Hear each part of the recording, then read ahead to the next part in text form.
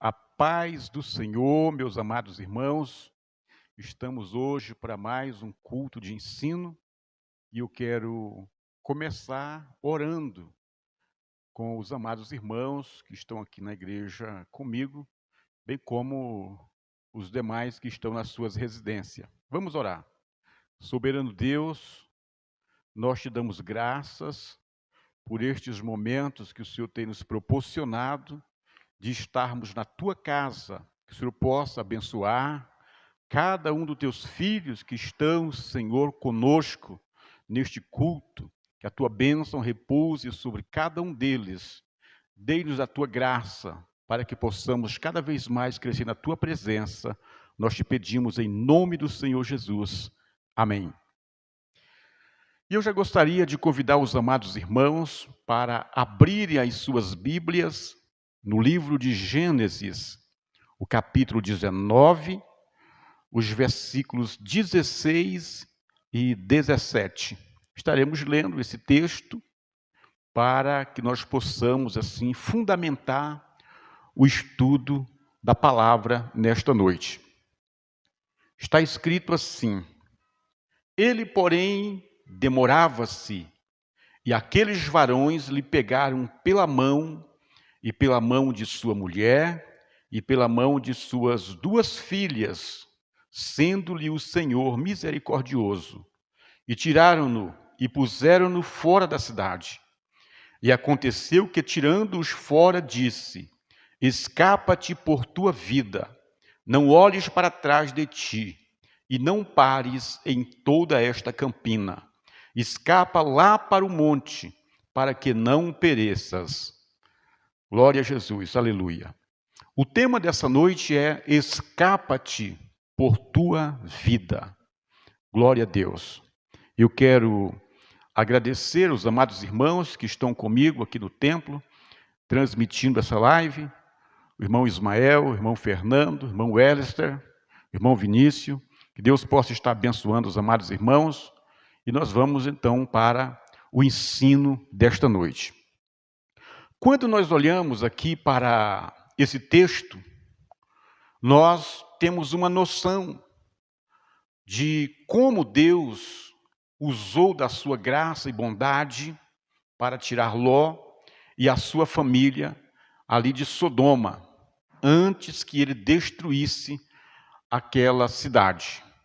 Mas olhando para Sodoma, nós vemos em Sodoma um tipo do mundo nos dias do arrebatamento. Ou seja, quando Jesus vier arrebatar a igreja, o mundo estará na condição que estava Sodoma e Gomorra.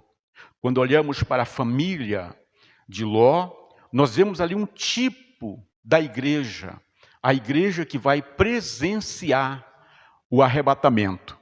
E é baseado nesses dois fundamentos que eu quero essa noite trazer o ensino da palavra do Senhor. Lembrando que o Senhor Jesus Cristo, ele comparou os dias do arrebatamento com os dias em que Ló foi retirado ali de Sodoma. Está escrito em Lucas, capítulo 17, versículo 28 ao 30, como também, da mesma maneira, aconteceu nos dias de Ló: comiam, bebiam, compravam, vendiam, plantavam e edificavam.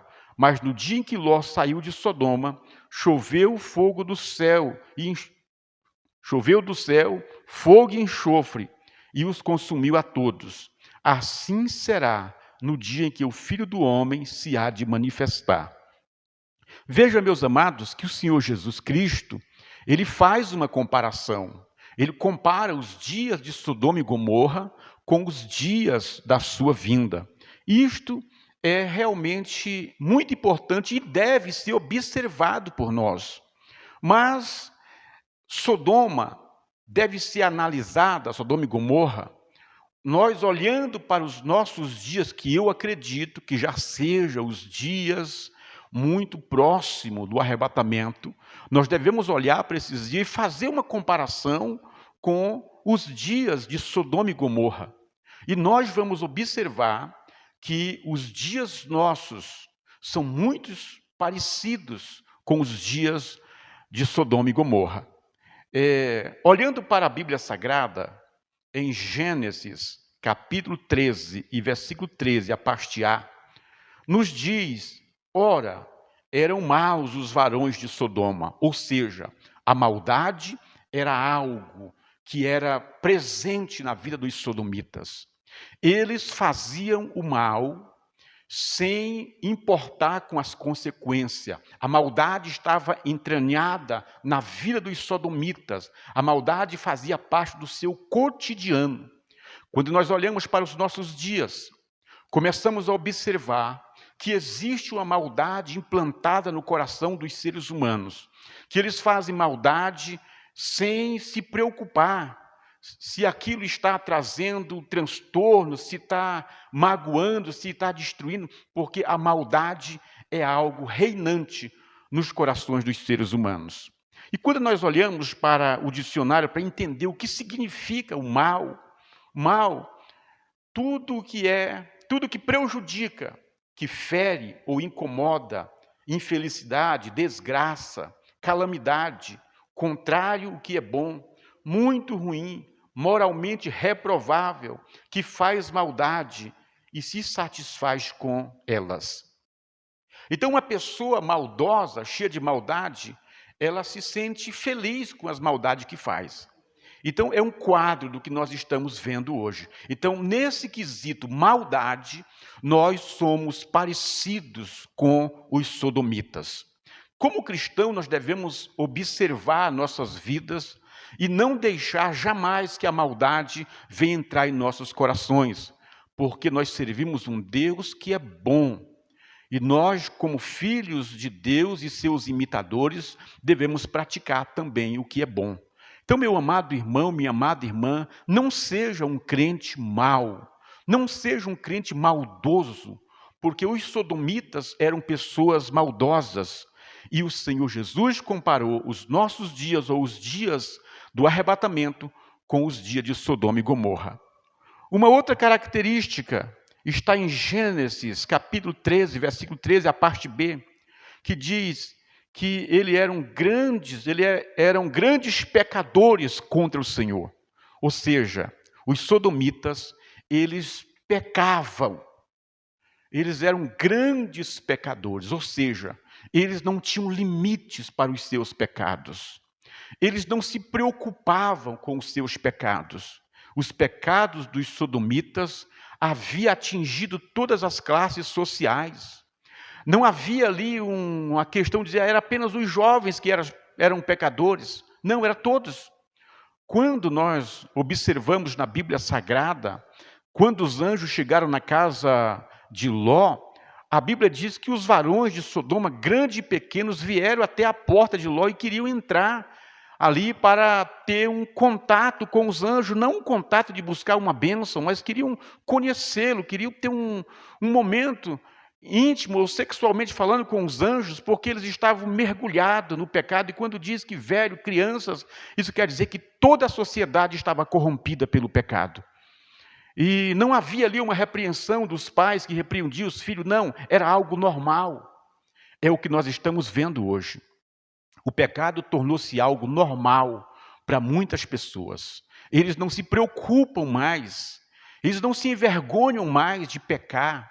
O pecado está em moda, o pecado está em alta, o pecado é aplaudido, o pecado é bem visto, é aceito, tem aceitação. A sociedade está mergulhada nessa crise pecaminosa, e isso muitas vezes tenta afetar a igreja, porque somos levados a um confronto quando nós nos posicionamos contra o pecado. Somos vistos como pessoas anormais, porque para essa sociedade o normal é ser um pecador, é estar mergulhado no pecado. Então, meus amados irmãos, uma outra característica dos sodomitas é que eles menosprezavam a palavra de Deus, ou seja, eles não levavam a sério a palavra de Deus. E eu fico pensando como isso é bem peculiar dos nossos dias. As pessoas também não levam a sério a palavra do Senhor, zombam da palavra de Deus, criticam da palavra de Deus, não aceitam a palavra do Senhor. E a Bíblia nos diz claramente que eles menosprezavam. Está escrito em Gênesis, capítulo 19, versículo 14. Então saiu Ló e falou a seus genros, aos que haviam de tomar as suas filhas, e disse: levantai-vos e saí deste lugar, porque o Senhor há de destruir a cidade. Foi tido, porém, por zombador aos olhos dos seus genros. Ou seja, os genros de Ló começaram a achar que ele estava brincando, que ele estava fazendo uma piada, que não era real, que não tinha sentido, que jamais aquilo poderia acontecer. É da mesma forma que nós estamos vendo hoje, estamos pregando, estamos dizendo para a sociedade: Jesus vai voltar, mas eles não acreditam, eles zombam, eles criticam, chamam nós de cafona, eles menosprezam a palavra de Deus, eles não acreditam no que ela diz. Somos parecidos, a nossa geração é bem parecida com a geração dos sodomitas. Mas agora olhando para a família de Ló, já que o mundo de Sodoma e Gomorra era parecido com o mundo de hoje, ali estava a família de Ló, um tipo da igreja dos dias do arrebatamento. E como era a família de Ló? Vamos observar. Uma família comprometida com os sodomitas. Por quê? Porque as duas filhas de Ló estavam prometidas em casamento para dois sodomitas. Pessoas que não temiam a Deus, que não conheciam a Deus. Então a igreja daqueles dias, representada ali pela família de Ló, estava comprometida com os sodomitas. Como a igreja dos nossos dias também está comprometida com o sistema mundano reinante em nossos dias. Como assim, pastor Elvino? Hoje, nós estamos elegendo vereadores para que defendam os interesses da igreja nas câmaras municipais. Estamos elegendo deputados federais para defender os interesses da igreja ali na Câmara Federal. Estamos elegendo senadores para que defendam os nossos interesses. Estamos nos comprometendo com o mundo, porque quem sempre defendeu a igreja foi o dono dela, Jesus Cristo.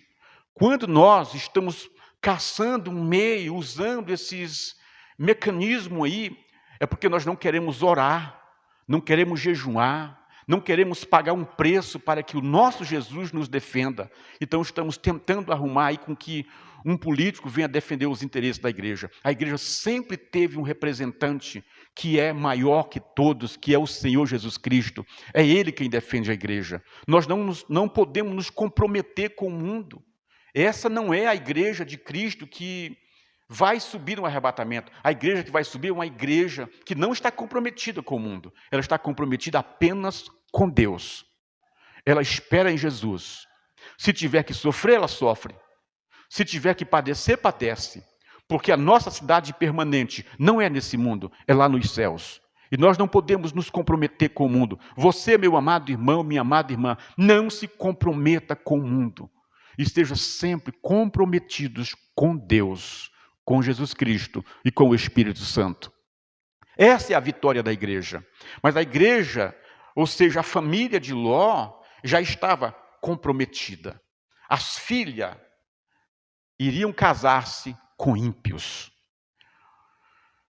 Também ali nós vemos, olhando para essa passagem bíblica, nós vemos, meus amados, que a família de Ló era uma família apegada com os bens materiais. Também é um retrato da igreja dos nossos dias. A maioria dos nossos cultos são voltados para a prosperidade, para as riquezas, a busca pelos bens materiais. Está em primeiro lugar, está tendo a primazia em muitos corações, em muitas igrejas, em muitos ministérios, onde somos ensinados primeiramente a buscar os bens materiais. E eu não sou contra a prosperidade dos amados irmãos, mas a primazia de nossas buscas deve ser a nossa salvação, deve ser o nosso bem-estar com o nosso Deus, a nossa vida voltada para Cristo. Nós temos visto que muitas pessoas, assim como a família de Ló, muitos cristãos, eu quero dizer isso, estão voltados só para os bens materiais. E a esposa de Ló, ela estava tão apegada com os bens materiais, que isso acabou sendo para ela um aprisionamento, para ela não sair daquela cidade que iria ser destruída. Uma terceira característica é que aquela família, que eu já disse, é uma representação da igreja dos nossos dias, não estavam preocupados com o bem-estar dos seus filhos. Como assim, pastor? A Bíblia diz que quando os sodomitas ímpios rodearam a casa de Ló para tentar ali chegar até os anjos, Ló disse: olha, não faça nada com esses varões que vieram até mim. Eu tenho 2 filhas virgens. Eu vou colocar elas pelo lado de fora e vocês façam dela o que quiserem, mas não mexa com os homens que vieram se hospedar comigo. Ora, o que é isso, Ló? Você estava abrindo mão de preservar suas filhas? Estava dizendo que ia entregar as filhas para aqueles monstros que estavam lá fora? É dever dos pais proteger os filhos, é dever da igreja ensinar a cada um dos pais que devem proteger os seus filhos. Nós estamos vendo isso hoje, quando muitos crentes já não se importam mais com o bem-estar espiritual dos seus filhos. Deixa os seus filhos de qualquer jeito, deixa os seus filhos assistir o que querem, e não há limite, não se ensina mais os filhos a buscarem a Deus. Nós estamos vendo isso nos nossos dias no meio cristão, como também Ló não valorizava, não dava a devida importância para os filhos. Nós estamos vendo em nosso meio isso acontecendo, mas é hora de nós nos voltarmos para a salvação dos nossos filhos, dos nossos familiares, vendo eles como o primeiro projeto missionário, a nossa família, porque nós não queremos chegar no céu sem aqueles que Deus colocou ao nosso lado para caminharmos juntos. Meus amados irmãos, vamos analisar a saída de Ló ali de Sodoma. A Bíblia nos diz, ele, porém, demorava. Ora, se os anjos falaram para ele, Ló, sai dessa cidade, nós vamos destruir essa cidade vai ser destruída. Por que ele estava demorando ali? Qualquer um de nós sabemos que se alguém chegar para você e falar, olha, essa casa vai pegar fogo, a gente sai da casa o mais rápido possível. Mas por que Ló estava demorando? Sair de Sodoma sabendo que a cidade seria destruída. Ló estava plantado naquele lugar. Ló tinha se enraizado naquele lugar. A sua espiritualidade estava fragilizada. Ele era um crente, era um servo de Deus, sim, mas ele estava já meio que amarrado em Sodoma. Mas aí veio uma coisa muito especial, porque a Bíblia diz que os anjos pegaram nas mãos de Ló e de suas filhas e tiraram para fora de Sodoma. Oh, glória a Deus, aleluia. Eu vejo aqui a misericórdia do Senhor. O Senhor foi misericordioso ali com Ló e a sua família, pegando eles pelas mãos e tirando fora da cidade, dizendo, olha, vocês não podem ficar aqui. E eu olhando para o arrebatamento, eu creio que o Senhor Jesus também usará de grande misericórdia para com o seu povo, como está usando nos nossos dias, dando sonhos, visões, despertamentos para a igreja sobre o arrebatamento. Isso é a misericórdia do Senhor. É como se Ele estivesse pegando em nossas mãos e dizendo, saia desse mundo, não fique preso a esse mundo. Já está chegando o momento. A misericórdia do Senhor, eu creio que assim como foi ali com Ló e a sua família, será também conosco. Glória a Jesus, aleluia.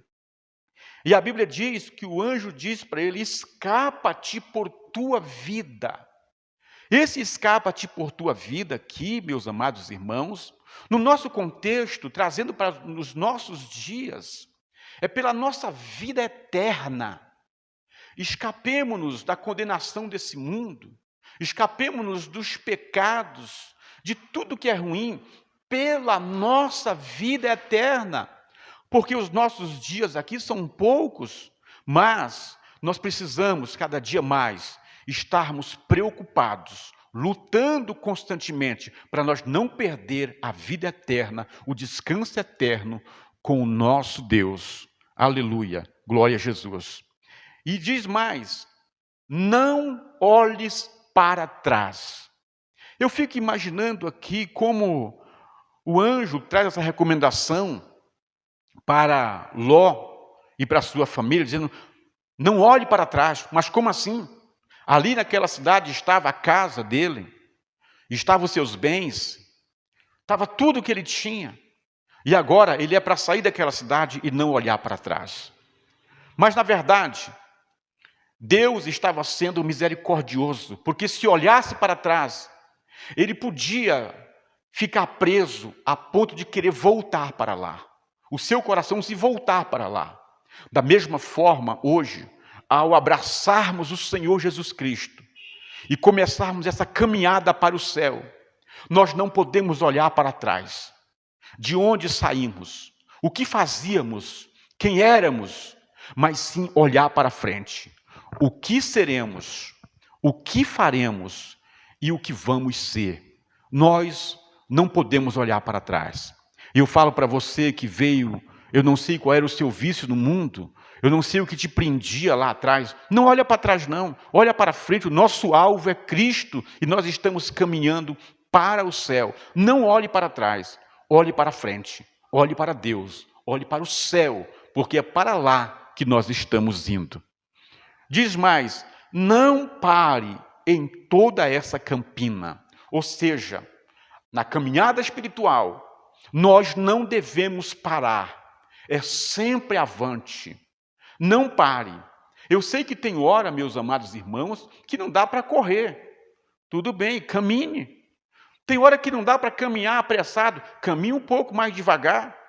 Tem hora que você vai dar meio passo, amém, desse meio passo, mas não pare, esteja sempre caminhando, esteja sempre indo um pouco mais. Não pare com a sua leitura bíblica, não pare com as suas orações, não pare com os seus jejuns, não pare dentro daquilo que é possível de congregar. Esteja sempre avançando, esteja sempre caminhando, porque aqueles que querem escapar da condenação desse mundo não pode jamais parar. Ele tem que seguir avante. Não importa os obstáculos que surgem na sua caminhada, não importa os problemas, as lutas, os levantes, não pare. Estão te perseguindo, não pare. Estão tentando jogar você no calabouço, não pare. Estão te criticando, não pare. Estão dizendo que você não vai dar conta, não pare. Porque Deus está contigo para te ajudar a você concluir a trajetória que Ele colocou diante dos seus pés. E diz mais, escapa lá para o monte. Por que para o monte? O monte aqui, para nós, é um símbolo do céu, da eternidade. Esse mundo vai entrar numa destruição, está reservada para o fogo, esse mundo. E o crente tem que escapar para o céu, para junto do nosso Deus. Então escape para o céu. Aleluia, Jesus. Mas, e a mulher de Ló? A Bíblia diz que ela não conseguiu sair de Sodoma. Ela ficou e foi transformada em uma estátua de sal. E por que ela não saiu? Ela não saiu porque ela não foi capaz de perceber que a destruição daquela cidade estava chegando. Da mesma forma que muitos crentes não conseguem perceber que as pragas que estão acontecendo nesse mundo, as pestes, como o coronavírus e outras mais, são um sinal que esse mundo está para entrar num afunilamento onde o apocalipse há de acontecer. Ela não foi capaz de perceber que a cidade estava chegando o momento de ser destruída. Assim, muitos crentes não são capazes também de perceber que nós estamos vivendo os últimos momentos. Ela era materialista, ou seja, ela estava mais voltada para os bens materiais, para a sua casa, para a sua fazenda, para as suas riquezas, do que voltada para o céu, para a eternidade. Há muitos crentes em nossos dias que estão dizendo, não acaba não, mundão. Eu quero conquistar isso primeiro. Eu quero ter o meu carro do ano, eu quero ter o meu apartamento, eu quero ter o meu iate. Eu quero estar por cima. Mas o crente verdadeiro, que compreende a palavra de Deus, ele está dizendo, ora vem, Senhor Jesus. Porque ele sabe que esse mundo não pode o prendê-lo, porque não é aqui que nós vamos passar a eternidade. Vamos passar a eternidade lá. Tudo que Deus nos der, a gente vai desfrutar disso, mas sabendo que aqui não é a nossa morada permanente. Tudo aqui é passageiro, tudo aqui envelhece, tudo aqui se acaba, mas a nossa casa se renova dia após dia e está nos esperando. Então nós devemos estar lutando para alcançar essa casa que está preparada para nós na eternidade. E a Bíblia diz, meus amados irmãos, que ela não conseguiu sair. A minha pergunta é, se o arrebatamento for acontecer agora, você está preparado para sair desse mundo? Será que a sua casa não vai se tornar uma prisão para você? Será que a sua fazenda, a sua empresa não será uma prisão para você? Como que você está preparado aí? Está de fato preparado?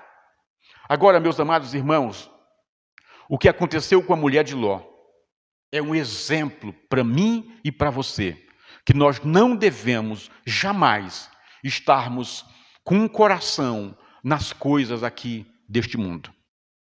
Nosso coração deve estar em Deus. Jesus disse, onde estiver o teu tesouro, ali estará o teu coração. E o nosso coração deve estar em Deus. E Jesus, ele deixa uma advertência. Lucas 17:32, lembrai-vos da mulher de Ló. Para você, seu materialista, para você que está apegado com as coisas desse mundo e acha que isso é tudo para você, vai a recomendação, lembrai-vos da mulher de Ló. Para você que acha que esse mundo vai continuar de pé e que tudo vai continuar às 10 maravilhas, lembrai-vos da mulher de Ló. Para você que está brincando de ser crente, lembrai-vos da mulher de Ló. Para você que não busca uma libertação da sua vida, lembrai-vos da mulher de Ló. Ela é um exemplo. Se você quer subir no arrebatamento, esteja livre na presença de Deus, esperando o grande dia, que eu creio está próximo de chegar.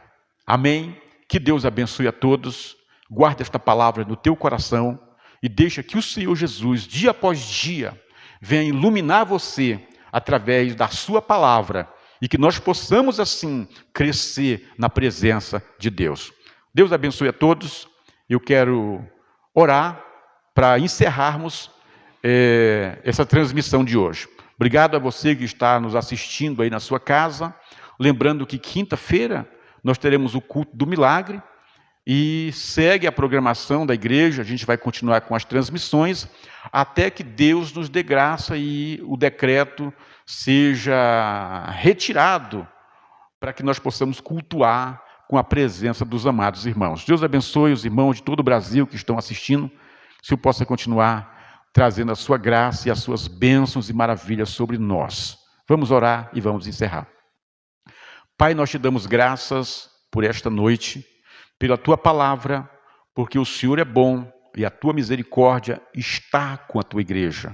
Abençoa os teus filhos que estão nos seus lares, acompanhando, Senhor, essa transmissão.